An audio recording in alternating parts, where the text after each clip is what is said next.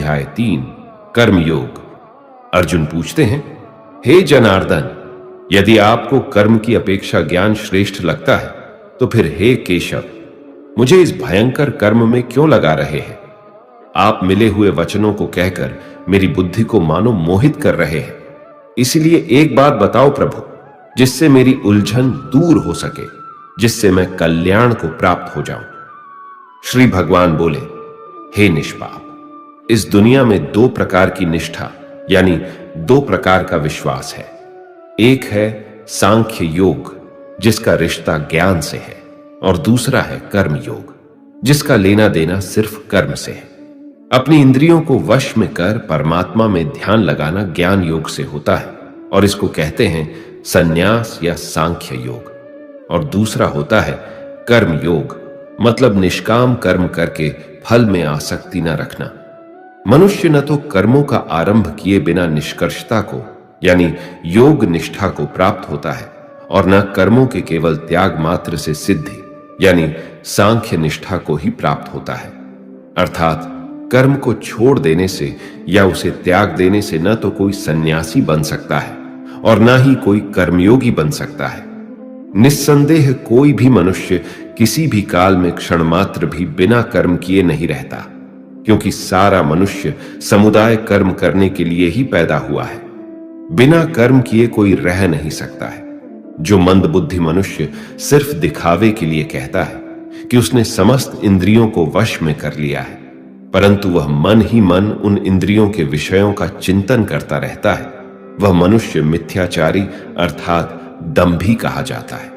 किंतु हे अर्जुन, जो पुरुष मन से इंद्रियों को वश में करके अनासक्त हुआ समस्त इंद्रियों द्वारा कर्म योग का आचरण करता है, वही श्रेष्ठ है, अर्थात वही कर्म योगी है। तू शास्त्र विहित कर्तव्य कर्म कर, क्योंकि कर्म न करने की अपेक्षा कर्म करना श्रेष्ठ है, तथा कर्म न करने से तेरा शरीर निर्वाह भी नहीं सिद्ध होगा। अर्थात तू सिर्फ अपने कर्तव्यों का पालन कर, क्योंकि कर्म नहीं करने से तेरा जन्म लेना भी बेकार हो जाएगा। हे अर्जुन, तू यज्ञ समझकर अपना कर्म कर। जिस प्रकार यज्ञ समाज और प्रजा की भलाई के लिए किया जाता है, उसी तरह तू इस युद्ध को यज्ञ समझकर अर्थात अपना कर्तव्य समझकर कर्म कर। प्रजापति ब्रह्मा ने इस दुनिया की शुरुआत में यज्ञ को रचकर अपनी जनता को कहा कि तुम लोग इस यज्ञ के द्वारा वेदी को प्राप्त हो, और यह यज्ञ तुम लोगों को इच्छित भोग प्रदान करने वाला हो। यज्ञ एक तरीके से हमें रास्ता दिखाता है, हमें कर्म करना सिखाता है। ब्रह्मा कहते हैं कि यज्ञ के द्वारा देवताओं को खुश करना चाहिए, और फिर वे देवता खुश होकर के हम सबकी भलाई करेंगे। इस प्रकार निस्वार्थ भाव से एक दूसरे को उन्नत करते हुए तुम लोग परम कल्याण को प्राप्त हो जाओगे। यज्ञ करके जब आप देवताओं की पूजा करते हैं तो वह बिना मांगे ही आपकी सारी इच्छाओं को पूरा कर देते हैं। लेकिन जो यज्ञ नहीं करता, उस यज्ञ से देवताओं को प्रणाम नहीं करता, लेकिन फिर भी अपनी इच्छाओं को पूरा करना चाहता है, उसे चोर समझना चाहिए। अर्थात बिना कर्म किए कोई चाहता है कि उसे सब कुछ मिल जाए, तो उसे चोर ही तो समझना चाहिए। यज्ञ से बचे हुए अन्न को खाने वाले श्रेष्ठ पुरुष सब पापों से मुक्त हो जाते हैं, और जो पापी लोग अपना शरीर पोषण करने के लिए ही अन्न पकाते हैं, वे तो पाप को ही खाते हैं। अर्थात जो लोग ईश्वर को याद किए बिना अपने जिंदा रहने में ही लगे रहते हैं, उन्हें चोर समझना चाहिए। अगर अन्न खत्म हो जाए तो सब खत्म हो जाएंगे। संपूर्ण प्राणी अन्न से उत्पन्न होते हैं। अन्न की उत्पत्ति वृष्टि से होती है, यानी कि बारिश, और बारिश यज्ञ से होती है, और यज्ञ कर्मों से होते हैं, और कर्म की उत्पत्ति वेद से। हमारी संस्कृति का सारा ज्ञान वेद से ही तो आया है, और वेद परमपिता परमात्मा से उत्पन्न हुआ है। इससे सिद्ध होता है कि यज्ञ और ईश्वर में सीधा संबंध है। हे पार्थ, जो पुरुष परंपरा से नहीं चलता, सृष्टि चक्र के नियमों का पालन नहीं करता, अर्थात अपने कर्तव्य का पालन नहीं करता, वह इंद्रियों के द्वारा भोगों को भोगने वाला पापी पुरुष व्यर्थ ही जीता है। परंतु जो मनुष्य आत्मा में ही रावण करने वाला और आत्मा में ही तृप्त तथा आत्मा में ही संतुष्ट हो, उसके लिए कोई कर्तव्य नहीं है, आत्मा का मतलब यहां सबसे बड़ा सच है, और जो सत्य को समझता है, सत्य में ही खुश होकर सत्य में ही रहता है, उसके लिए कोई कर्तव्य नहीं है। लेकिन ऐसा कोई लाखों करोड़ों में एक होता है।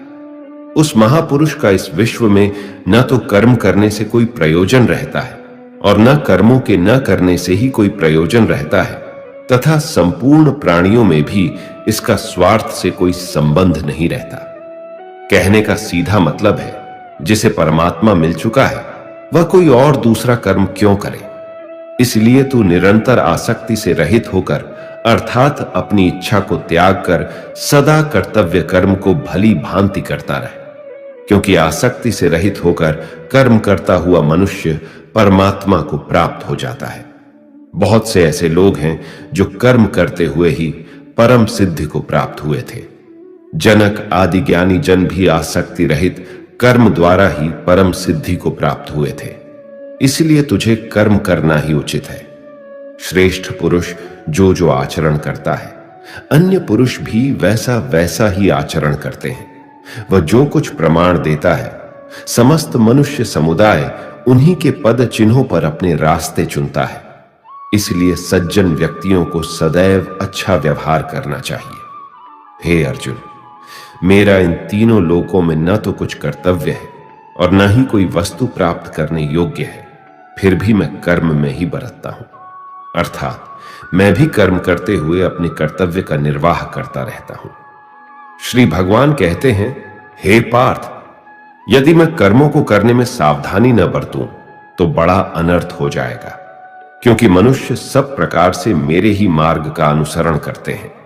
इसीलिए यदि मैं कर्म न करूं तो यह सब मनुष्य नष्ट भ्रष्ट हो जाएंगे और मैं संकर्ता का करने वाला हो जाऊंगा तथा इस समस्त प्रजा को नष्ट करने वाला बन जाऊंगा।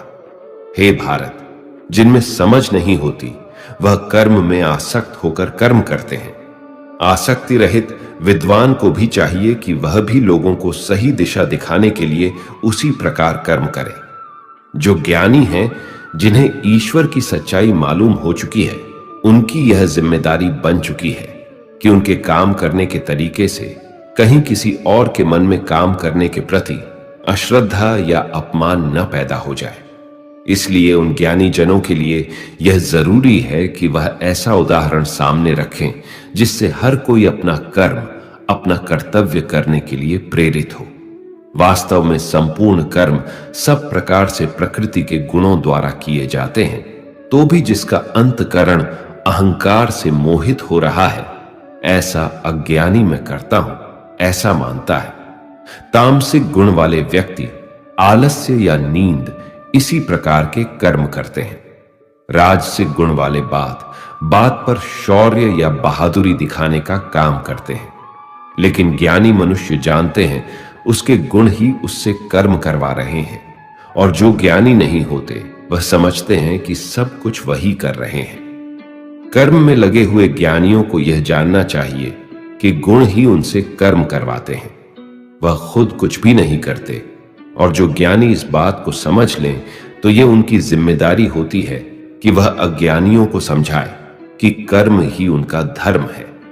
श्री कृष्ण अर्जुन से कहते हैं कि तुम मुझ अंतर्यामी परमात्मा में अपने सारे कर्मों को अर्पण कर आशा और ममता को छोड़कर युद्ध करो।